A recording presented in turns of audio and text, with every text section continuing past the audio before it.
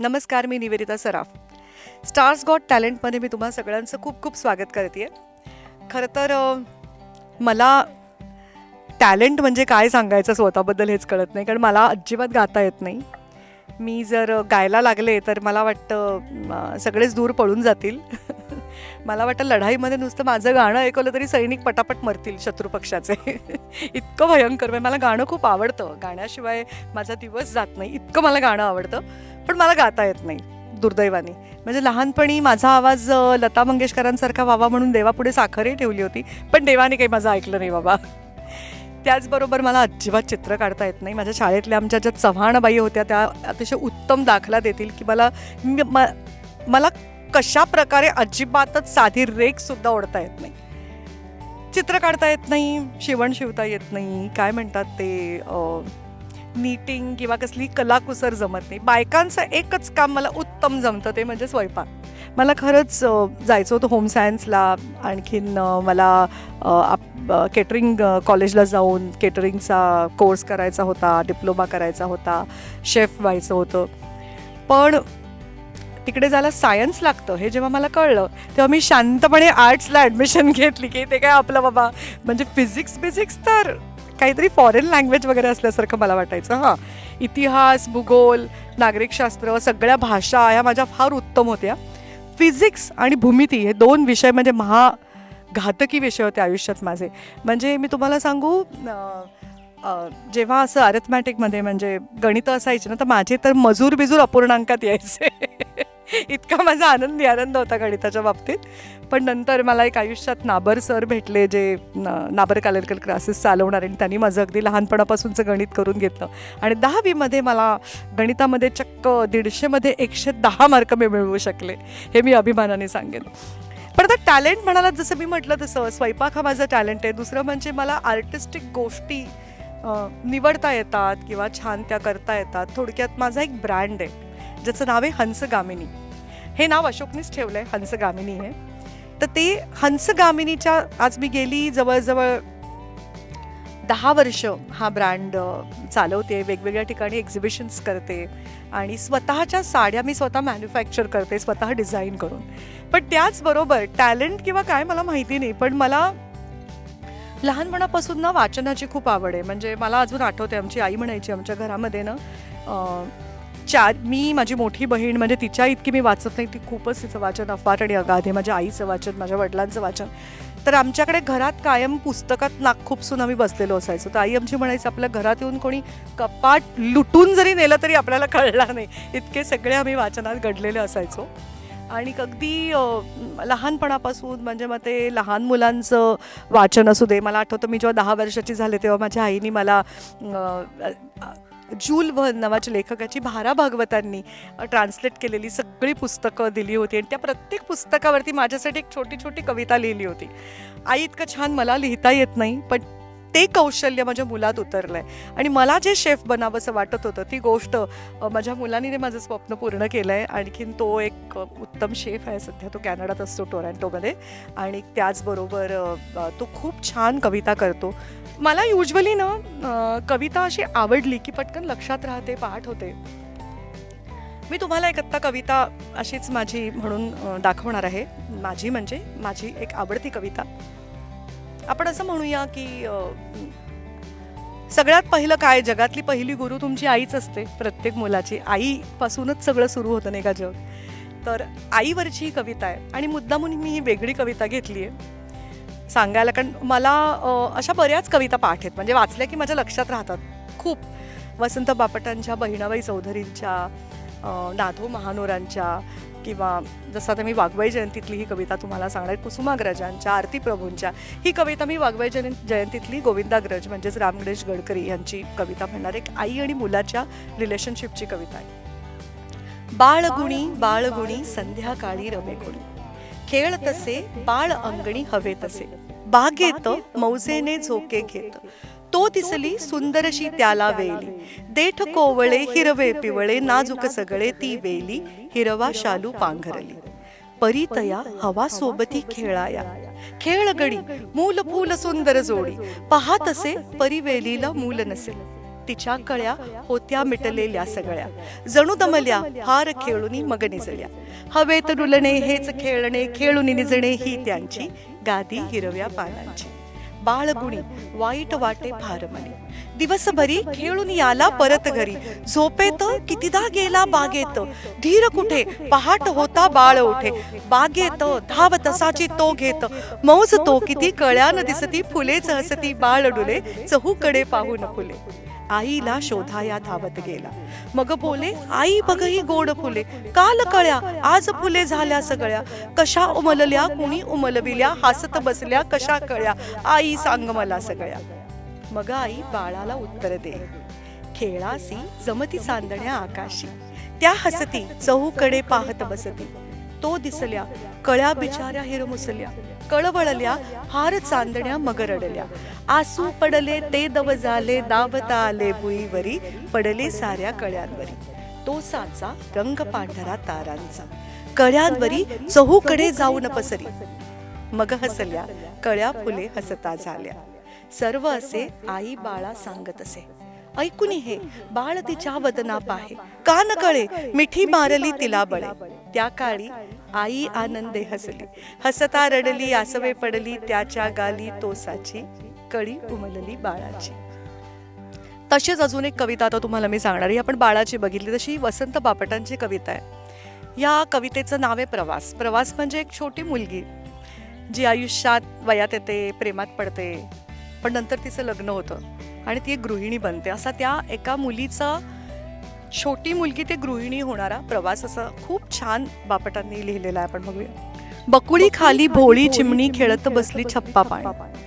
बकुळी खाली भोळी चिमणी खेळत बसली छप्पा पाणी. किंचित अपऱ्या नाकाची बुरक्या जिपऱ्या केसांची. किंचित अपऱ्या नाकाची बुरक्या जिपऱ्या केसांची. दिवस उडाले गाता गाणी तरी खेळली छप्पा पाणी. दिवस उडाले गाता गाणी तरी खेळली छप्पा पाणी. काचा गहिऱ्या रंगाच्या आभाळाच्या भिंगाच्या. धुक्यात विरले पडके देऊळ दवात नाले कोकम पाऊल. धुक्यात विरले पडके देऊळ दवात नाले कोकम पाऊल. भिजली नक्षी मेहंदीची झोप उडाली बिंदीची. उलगडताना अडले थोडे गुंजवनातील चकवे कोडे. घट्ट उसवत्या बाहीचे बोलणार मी नाहीचे.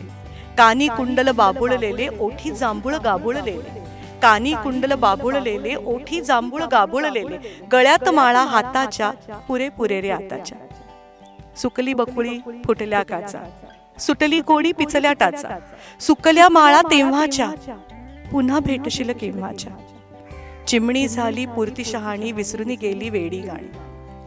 चिमणी झाली पुरती शहाणी विसरून गेली वेडी गाणी.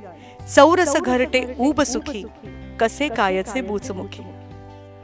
अशा अनेक कविता आहेत. आवडल्या की कविता पाठ होतात. अनुराधा उजगरेंच्याही खूप छान छान कविता आहेत. अगदी सौमित्र म्हणजे आपला किशोर कदम ह्याच्याही खूप छान कविता आहेत. गुलजार साहेबांच्या कविता किंवा हिंदी कविता मी वाचायला सुरुवात केली. जेव्हा मी हिंदी सिरियल्समध्ये काम करायला सुरुवात केली ना, तेव्हा आपले जे मराठी प्रोनाऊन्सिएशन्स आहेत तर त्यांना हिंदी जगामध्ये म्हणजे आता तिकडे हिंदीमध्ये सगळेच जे पंजाबकडून आलेत त्यांचे पंजाबी पद्धतीने हिंदी बोलतात. जे गुजरातकडून आले ते गुजराती पद्धतीने हिंदी बोलतात. तसंच मी मराठी आहे त्याच्यामुळे मराठी पद्धतीने कदाचित माझे हिंदी प्रोनाऊन्सिएशन्स आले असतील. पण तेव्हा काय झालं त्याच्यामध्ये, तेव्हा असं खूप ना असं घाटन म्हणून मला चिडवलं जायचं. आणि काय हिंदी आहे, कसं हिंदी आहे. तर एक दिवशी मी रडत आले घरी. मी एक सिरियल करत होते ये जो है जिंदगी नावाची, 1984ची गोष्ट आहे. आणि तेव्हा मला आई म्हणाली, हे बघ रडणं खूप सोपं असतं, सोडून देणं खूप सोपं असतं, तर तू हिंदी शिक ना, करून बघ ना हिंदी. मग मी उर्दूची ट्युशन लावली होती आणि त्याच माझ्या कास्ट बरोबर मी एक उर्दू नाटक केलं कॉल्ड खालिद की खाला, म्हणजेच मोरूची मावशी. ओरिजिनल नाटक फ्रेंच नाटक चार्लीज आंट नावाचं होतं, ज्याच्यावरती मोरूची मावशी हे त्याचं एक ॲडॉप्टेशन झालं. त्याच्यावरती एक हिंदी उर्दू ॲडॉप्टेशन होतं कॉल्ड खालिद की खाला. आणि त्याच्यात त्या मोरूच्या मावशीचं काम करायचं फारुख शेख. आणि एक खूप रमेश तलवारांनी ते बसवलेलं नाटक होतं आणि मी खूप एन्जॉय केले त्याचे प्रयोग. त्यानिमित्ताने हिंदी साहित्य खूप वाचायला मिळालं. प्रेमचंदजींची गोष्टी असतील, कृष्णचंदजी नावाचे जे एक लेखक होते त्यांच्या गोष्टी असतील, किंवा कारण काय आहे ना, कुठलीही भाषा ही वाचनाने डेव्हलप होते. तुमचे जे भाषेचे संस्कार तुमच्यावरती होतात ते मध्ये मी परत मराठी सिरियल्स करत होते, नंतर परत काही हिंदी सिरियल्स करत होते, तेव्हा ना निलेश मिश्रा नावाच्या एका रेडिओ जॉकीचा एक शो लागतो संध्याकाळी FM वरती, आणि तो अतिशय सुंदर वाचतो. तर त्या मी नेहमी ऐकायचे त्याच्या प्रोनाऊन्सिएशन्ससाठी, की तो जे बोलतो ते कशा रीतीने तो हिंदी बोलतो. तशा हिंदीमधले पण हरिवंशराय बच्चनांच्या सुद्धा खूप कविता मी मधुशाला वगैरे अशा वाचल्या आहेत आणि ऐकल्या आहेत आणि त्या समजून घेतल्या आहेत. एक छोटंसं हिंदीचं पण मी तुम्हाला ऐकवते. मैं घमंडों में भरा ऐढ़ा हुआ, मैं घमंडों में भरा ऐढ़ा हुआ, एक दिन जब था मुंडरे पर खड़ा, अचानक दूर से उड़ता हुआ एक तिनखा मेरी आंख में गिरा, अचानक दूर से उड़ता हुआ एक तिनखा मेरी आंख में गिरा, मैं झिझक उठा, हुआ बेचैन सा, आंख भी लाल होकर दुखने लगी, आंख भी लाल होकर दुखने लगी, मूठ देने लोग जब कपड़ों की लगे, ऐंठ बेचारी दबे पाँव भागी, मूठ देने लोग जब कपड़ों की लगे, ऐंठ बेचारी दबे पाँव भागी, जब किसी ढप से तिनका भी निकला गया, जब किसी ढप से तिनका भी निकला गया, तब समझने मुझे यूं ताने दिए, ऐटता तू किस लिए रहा इतना, एक तिनका भी है बहुत तेरे लिए. अशा वेगवेगळ्या हिंदीतल्या कविताही वाचल्या आहेत, लक्षात आहेत. आणखीन 2 तुम्हाला मी सांगते. मला ना ब्रिजभाषा खूप आवडते. मध्ये मी जेव्हा कथ्थक शिकत होते तेव्हा कथ्थकमधले जे दोहे असतात ना ते खूप ब्रिजभाषेत असतात. अतिशय गोड आणि क्यूट भाषा आहे. जसा माझा ड्रायव्हर आहे जो मधुबनी बोलतो, मला खूप आवडतं. तो जेव्हा त्याच्या घरच्यांशी कॉन्व्हर्सेशन करत असताना पाठी बसून ती मधुबनी ऐकायला, मी तुम्हाला सरप्रायझिंग वाटेल, बिहारकडची पण कुठेतरी त्याच्यामध्ये बंगालीसारखा गोडवा आहे त्या मधुबनीला. तसे हे मी तुम्हाला 2 ब्रिजभाषी दोहे ऐकवणार आहे. मोत्याबद्दलचे दोन्ही दोहे. नथ मुतिया बिंद्रुम भयो, म्हणजे एका सुंदरीनी एक नथ घातली. नथ मुतिया बिंद्रुम भयो, तिच्या नाकातल्या नथीतला मोती तिच्या ओठावर आलाय. नथ मुतिया बिंद्रुम भयो, ओठ अधरकी पाय, ओठ म्हणजे सावली, ओठ अधरकी पाय, मग तिच्या त्या मोत्यावरतीच्या ओठाची लालसर छाया पडली आहे. नयन सैन गुंजाबेन, म्हणजे खालतून ओठाची लालसर छाया आणि तिने तिच्या डोळ्यात घातलेल्या काजळाची काळी छाया तर मोत्यावरती बसली आहे, त्यामुळे तो मोती एखाद्या गुंजेसारखा भासतोय. नतमुतिया बिंद्रुम भयो, ओठ अधर की पाय, नयन सैन गुंजाबेन हस मुक्ता होई जाय, म्हणजे ती तरुणी हसल्यावरती तिचं हास्य इतकं प्रखर आणि इतकं प्रल्हाददायक आणि इतकं मोत्याच्या दातांनी इतकं असं सुंदर आहे की तिच्या हसण्याच्या प्रभेनी तो मोती मुक्त होतोय. नथमुतिया बिंद्रुम भयो, ओठ अधर की पाय, नयन सैन गुंजाबेन हस मुक्ता होई जाय. आता हा पुढचा जो ब्रिजभाषी दोहा परत मोत्याबद्दलचाच आहे आणि हा मोती साधा सुद्धा नाहीये. श्रीकृष्ण जी बासरी वाजवतं त्या बासरीला शेवटचा जो असा मोत्याचा झुपका असतो ना बासरीच्या डोक्याला, त्यातला मोती सांगतो. श्रीकृष्णाच्या बासरीतला मोती येतो, त्या मोत्याच्या झुपक्यातला मोती येतो आणि तो कुठला साधा सुद्धा नाही, मानसरोवरातला मोती आहे. शेवटी श्रीकृष्णाची बासरी येते. मानसरोवरातला मोती सांगतो. ज्या कारण सरोवर त्याजो, ज्या कारण सरोवर त्याजो, ज्या कारणासाठी मी त्या सरोवराचा त्याग केला, साधा सुद्धा नाही, मानसरोवराचा त्याग केला. ज्या कारण सरोवर त्याजो ओ उरलियो छिदाय, मी माझं ऊर सुद्धा भेदून घेतलं, कारण मोती ओवण्यासाठी त्याला भोग पाडावं लागतं ना, ते त्याच्या हृदयातनं जातं. ज्या कारण सरोवर त्याजो ओ उरलियो छिदाय व अधर न छोई सक्यो लटक लटक जिया जाय. तर अशा वेगवेगळ्या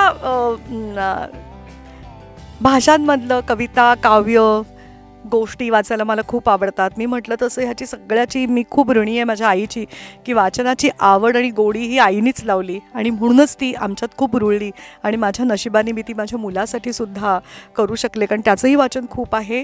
तो इंग्रजी जास्त वाचतो आणि त्याचं वाचन म्हणजे कितीतरी लेखकांची त्यांनी माझी ओळख करून दिली, बऱ्याच लेखकांची पुढे. जेस्पर ली असतील किंवा मिच अल्बम असेल किंवा रोआल्ड डाल असेल, या लेखकांची ओळख अनिकेतमुळे माझी झाली. तुम्हाला माझा हा कार्यक्रम कसा वाटला आजचा, हे नक्की खालच्या कॉमेंट बॉक्समध्ये कॉमेंट करून आम्हाला नक्की सांगायला विसरू नका. थँक्यू.